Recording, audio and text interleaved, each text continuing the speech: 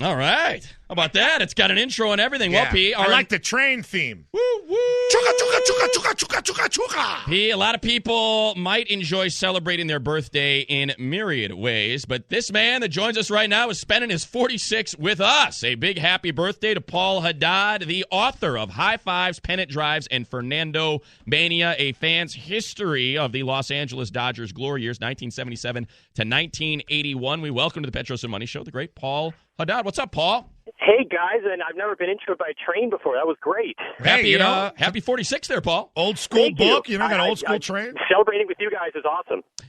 Paul, let's get started with where you base the book, the position you're coming from, because one of the excerpts, I remember the interview you did with Tom Hofarth, or the piece in the Daily News, and he talked about transistor radios and you sneaking them into class and listening to playoff games.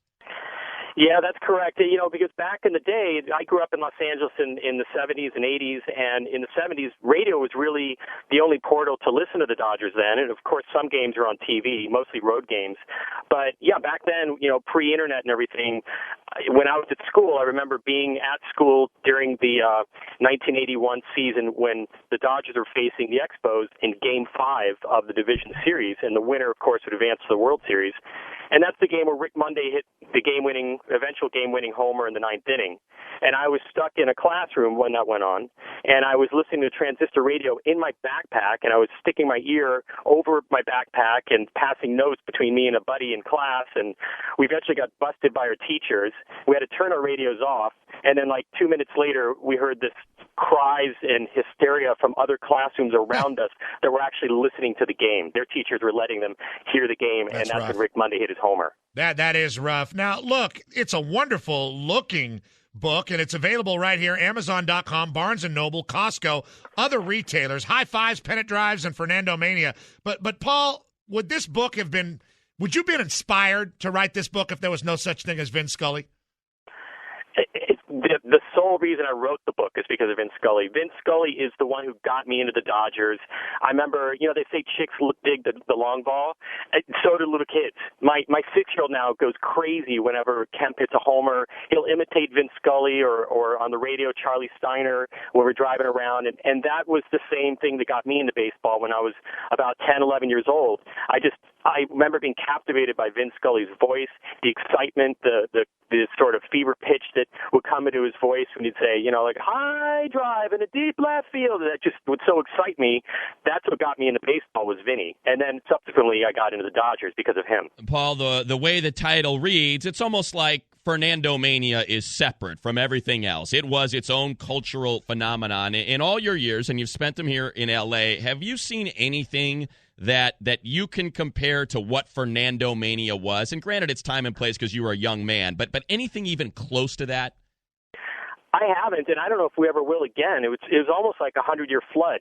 It was that rare an event because, sure, we've seen the Lakers win championships and the '88 World Series when Gibson hit his homer was amazing, but those were quick flashpoints. Fernando's was sort of built up over 2 to 3 months, especially that first half of the '81 season, and everything just seemed to align. It was almost mythical, and what I loved about it was it even elevated Vin to a higher level, if such a thing is possible. It was like he found his muse with Fernando. He became I think the best radio calls he's ever done were during Fernando Mania. And I say that in my book, that basically he took it to another level. And you know, he was trotting out Spanish phrases, you know, like Seguita la Gora, a tip of the cap, and Zurdo, they're screaming, meaning southpaw, you know, and he just put you in the moment. And I thought, to do that over radio is a really amazing thing. Well, Paul Haddad's doing it over radio right now, putting us all in the moment. DodgerGlory.com is the website for the book, High Fives, Pennant Drives,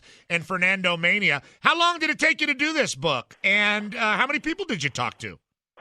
Well, you know, I've prefaced the book, and even in the title, I say it is a fan's history of the Dodgers, and it really is, because I'm not a baseball writer. You know, I'm an executive producer for Discovery Channel shows, and I've produced shows. How come you don't hire Matt and I? He has. I think he has. He was the guy that hired us at Reel. Oh, cool. Perfect. Yeah, you're awesome. We love you. I was a producer of Reels, and about 4 years ago I met you guys, and I've been looking to reunite, and now we had our chance. But I basically, you know, I'm not a baseball writer, but I wrote it over a period of 5 or 6 months and it was just spilled out of me. I was so excited to write it, and I thought the time was right because, Vin has been doing this for so long now. I wanted to sort of capture almost in like a almost literary amber, just freeze it in time and share it with other fans and do it while he's still announcing.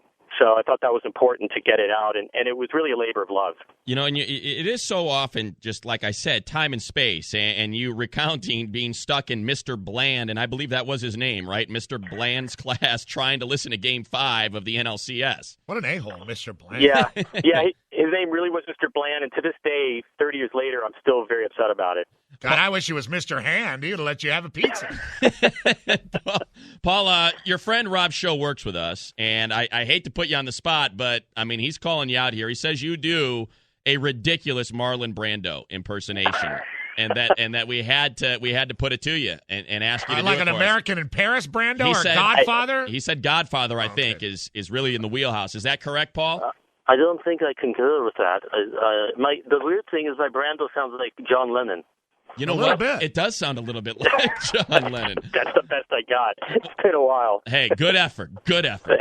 The book is High Fives, Pennant Drives, and Fernando Mania, Fans History of the Los Angeles Dodgers Glory Years, 1977 and 1981. Great reviews from the L.A. Times, the Daily News, Yahoo Sports. Oh, man. Actually fans can listen to some of those calls, not just by Vin Scully, but Ross Porter and Jerry Doggett, who, of course, sort of get overshadowed, but were great announcers themselves. No question. And I uploaded a lot of their clips onto a website, which is DodgerGlory.com. And if they go to that, there's a section that I keep adding new calls of. All right. Dodger, no S, Dodger Glory, DODGER Glory.com. And the book available at Amazon.com. Happy birthday, Paul. Thank you so much for joining us, man. Thanks, guys. All right. That is your Dodger Depot, brought to you by 1-800-LOAN-MART. Get on the train.